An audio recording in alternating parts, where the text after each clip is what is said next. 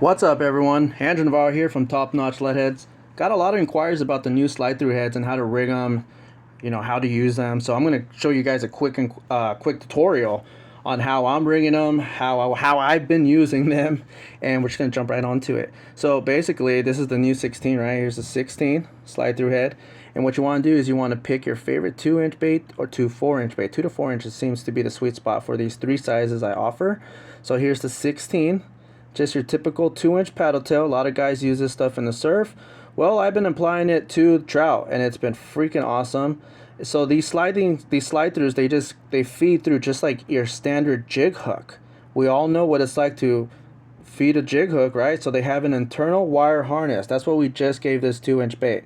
So now this 2-inch bait is ready for a mainline and a stinger treble hook.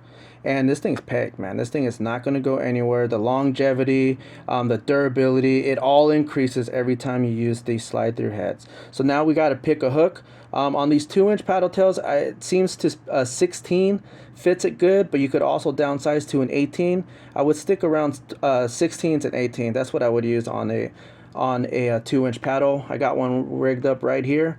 This is actually a 332. This is what I use at Irvine Lake, pretty much any lake that I want to cover water in from shore. And I got it pinned on this number 16 Eagle Claw, but you could use Mustad, you could use Owners. Whatever, all the most important part is matching the hook to the actual plastic. That's the most important part, and the amount of room you have. You don't want to put the hook way back here. It'll knock down the action of this thing. It gives it great action just because there isn't a big long jig hook sticking out of here.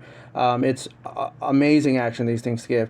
And the whole concept is just like a line through presentation. When they grab this bait and you set the hook, it is now just the hook. All the leverage for them to throw is right here, sliding up and down the line, and they could shake all they want, but it's really hard for them to spit just a hook, especially a treble hook, especially if you get them with 2 barbs.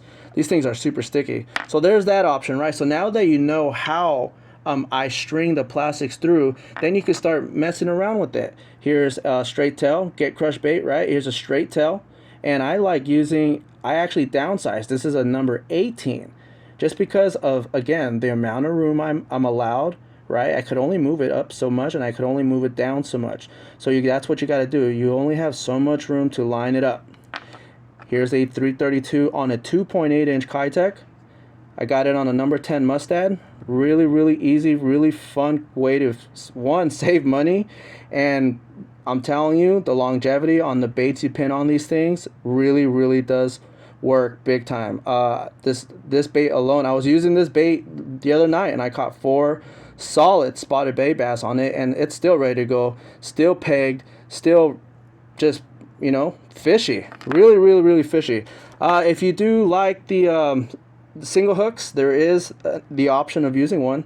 You just kind of have to play with it. I've used them already before. You do go through a little bit more plastic because you have to kind of go back and hook it, but the same concept applies.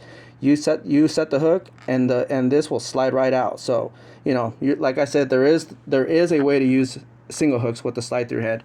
And if you want to see what it looks like on a 3-inch bait, I got the 1/8 ounce, the 1/8 ounce on a 3.3-inch Kitech. Same concept, slide it through the same way. Show you guys what it looks like outside the body. That's a 1/8. So hope you guys, I hope that helped.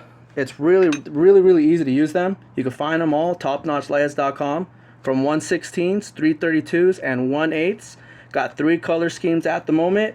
Highly recommend if you guys like finesse fishing, especially. That's huge. That's a must here in Southern California. But a lot of the people that have been turning on to the strolling with the forward-facing sonar, this is a great way to get some small baits down there with some heavier line, heavier weight, and just smaller profile. Awesome, awesome, awesome presentation. Highly recommend. Hope you guys enjoy them. Have a good night.